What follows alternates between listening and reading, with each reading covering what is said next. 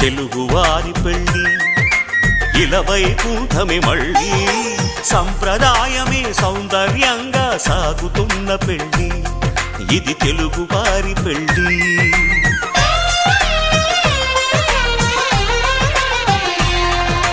తెలుగువారి పెళ్ళి ఇలవైకుంఠమే మళ్ళీ సంప్రదాయమే సౌందర్యంగా సాగుతున్న పెళ్ళి ఇది తెలుగువారి పెళ్ళి.